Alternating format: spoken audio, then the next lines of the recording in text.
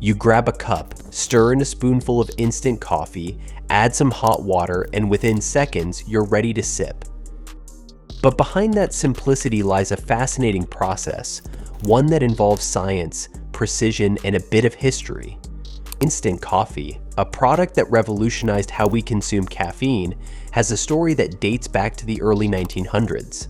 From the first patent to mass production, the journey of turning beans into that quick, comforting cup of coffee is a lot more complex than you might think. Let's uncover how it all comes together in the factories where magic happens at lightning speed. Step 1. Coffee bean selection and roasting. The journey of instant coffee begins with the selection of high-quality coffee beans. Farmers across the globe harvest beans, and not just any beans, these are carefully chosen for their flavor, aroma, and consistency. The beans are then roasted in large industrial machines. Roasting is a crucial part of the process because it unlocks the full potential of the coffee's flavor. The beans are heated to temperatures between 180 deg C to 240 deg C, depending on the desired flavor profile. As the beans roast, they undergo a chemical transformation known as the Maillard reaction, which is responsible for the rich brown color and complex flavor we associate with coffee. The roasted beans are then cooled down quickly to stop the roasting process. At this stage, the beans already smell incredible, but the magic is just about to begin. Roasting is where coffee's unique identity is forged, and every cup will carry that essence forward. Step 2. Grinding and brewing. Once the beans are roasted and cooled, they move to the grinding process. In a factory, large machines grind the beans into a fine powder. The grind is typically much finer than what you'd find in your home coffee grinder, as instant coffee needs to extract the essence of the beans quickly and efficiently. After grinding, the next step is brewing. In a factory, the ground coffee is brewed with hot water under high pressure. The resulting brew is strong and concentrated, much more intense than the coffee you might make at home. The water used is specially filtered to ensure the cleanest possible flavor. The brewed coffee then moves to a filtering system to remove any solids and impurities, leaving behind just the rich, concentrated liquid coffee essence. Step 3. Concentration through evaporation. At this point, the brewed coffee is far too liquid to become instant coffee.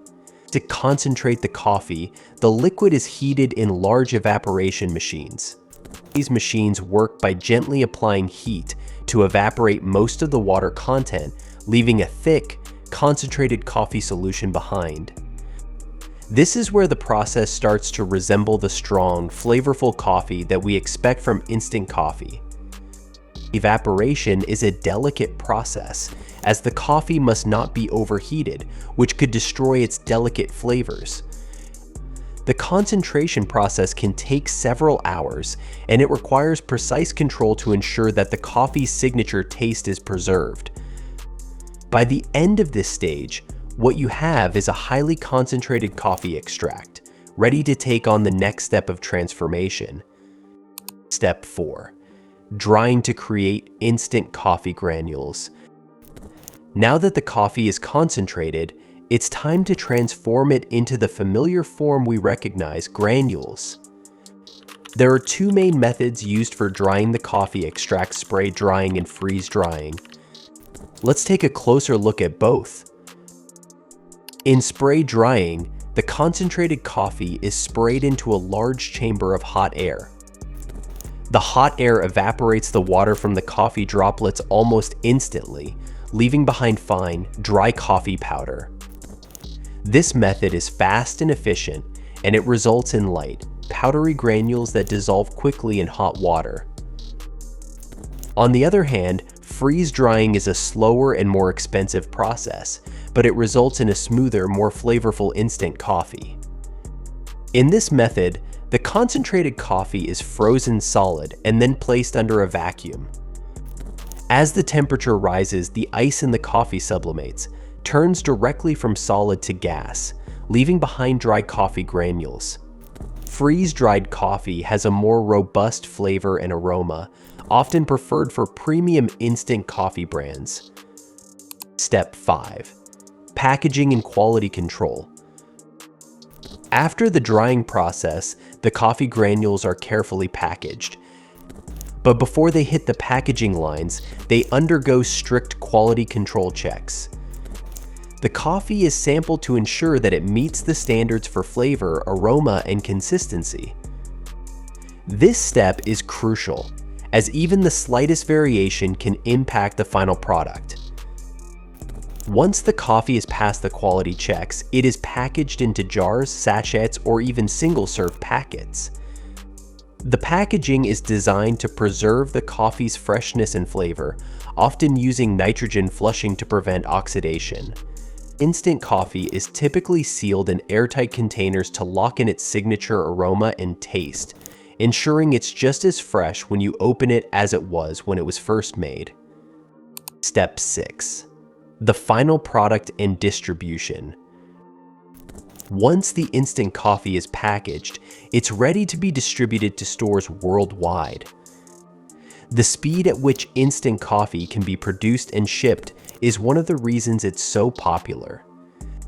Because it's designed for convenience, the production process is streamlined to make sure that the coffee reaches consumers quickly without compromising on quality.